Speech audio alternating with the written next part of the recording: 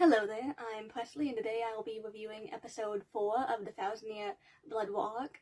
This episode covers chapters 495 to 499, so 5 chapters in total are covered in this episode.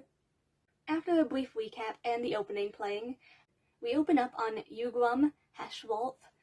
We see him coming out of the Pillar of Reishi, and we see him approaching a group of Soul Reapers. You know, the one in front being, of course, Discount Eisen, as I called him previously. Yeah, he decides, he's gonna try and take on Ugrum. It doesn't end well for Discount Eisen. He's cut in half. It's unfortunate for him, honestly. We then get an overhead shot of the Serite with the Pillars of Reishi everywhere, 16 of them in total. We see Akan, I think that's how his name is pronounced, I could be wrong. We see him in the main surveillance room for the 12th Division.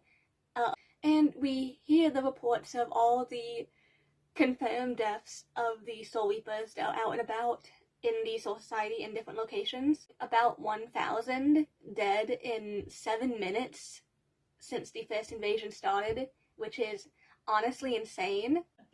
We then cut over to the captain of the 3rd Division, Rojiro, otherwise known as Rose for short. The person standing across from him, of course, being Sternritter Yu. Rose mentions that both him and his guitar are fairly upset over what's happened to Izuru, remarking that he viewed Izuru as a sense of inspiration for his music. We then cut over to a character that it's very fitting that their first on-screen appearance would be in the episode that actually aired on Halloween, coincidentally enough, which would be Asnot, otherwise known as Sternritter F. And we see him using these stake-like objects, that's the best way I can describe them, to impale Soul Reapers that are surrounding the area he's in. We see one Soul Reaper who refuses to run away because it's their duty to stand there and protect the Serite. And as Not starts approaching him, he's getting closer, and then Renji Abarai, the lieutenant of the 6th Division, you see his sword, Zabimaru, swing down into the pavement, stating that he couldn't have said what the guy said better himself. Because, there's nothing that would honestly calm anyone's fears more than Renji Abarai being the one that shows up to save you. We cut over to Sternritter E. Bambietta fighting the captain of the 7th Division, Konamura. We then get flashes over to all the other captains in their respective locations, with the Sternritters that are in those locations as well. We then cut back over to Renji fighting Asnot, and while he's fighting him, he notices that he can't seem to harm the guy. He more specifically notices these blue lines that appear in the area that he tried to hit. We then see another Sternritter coming at Renji, trying to get an attack in on him. Of course, before he can get a single hit in on Renji, Zenbone Zakura appears, stopping his hand. So then, Captain of the 6th Division, Byakuya Kuchiki, walks up. We then cut over quickly to Mayuri in his lab in the 12th Division, realizing that they aren't sealing their bankais like they all currently think that that's what they're doing. No, they're doing something else. We then cut back over to where Byakuya is, and Renji informs him that he doesn't think they'll be able to cut this guy. And then, Byakuya, he uses Zenbone Zakura and manages to cut Asnot's hand. Like, not cut it off, but just slice it up a bit. And, Byakuya, he takes out the floor underneath the other guy. The other guy falls to the floor, We cut over to Konamura fighting Bambietta. We cut over quickly to the captain of the 10th Division, Toshiro Hitsugaya, fighting against Kang Du. We also switch over again to Soifon fighting BG9. And we go all the way back around to Byakuya again, and he unleashes his Bankai, Zenbone Zakura Kageyoshi. We also see Toshio Hitsugaya using his Bankai, Daigun Hyoimaru, Konomura unleashing his Bankai, Kojaku Tengen Mio, Soifon unleashing her Bankai, Jilkaku Uaikobin. Of course, then Byakuya realizes that they aren't sealing their Bankais, they're stealing them. And we see Byakuya, genuinely worried about this. And when Byakuya Kuchiki is worried about something, that it is not good in the slightest. Because this is a Byakuya we're talking about. We see Hitsugaya utterly distraught over this realization, calling out Hyoimaru's name.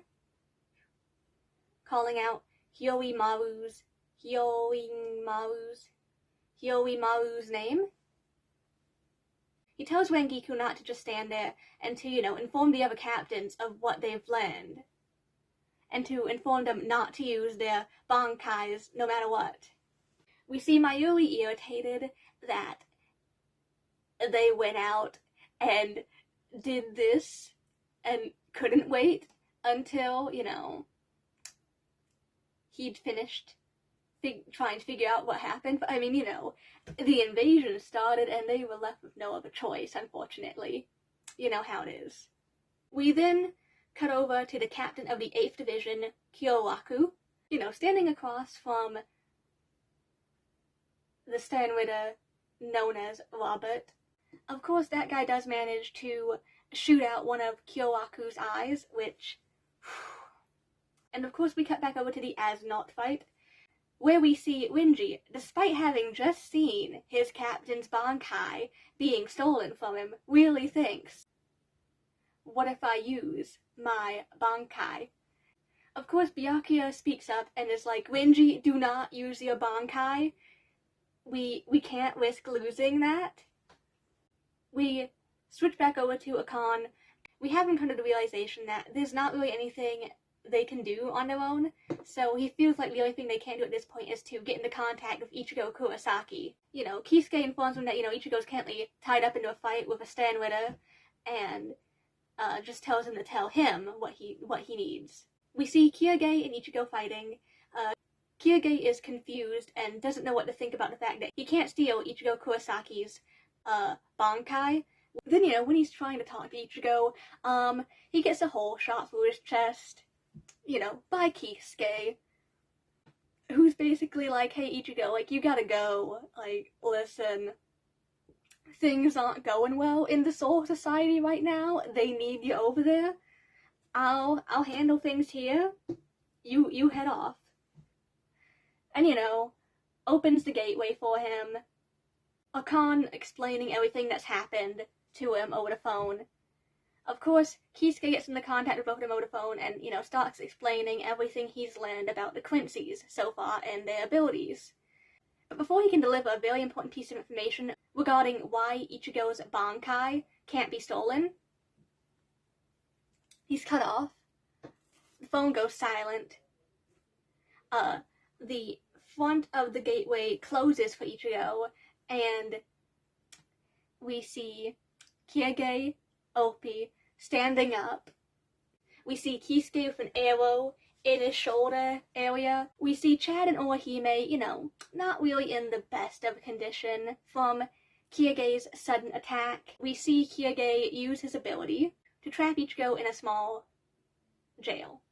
That's the end of the episode. We get the end credits after that. And then after that, we actually do get a new poem. This poem is very clearly from the perspective of the now deceased Lieutenant Sasakibe. Let's get into my overall thoughts about this episode. The pacing. I think the pacing was great this episode. The animation this episode. overall was amazing.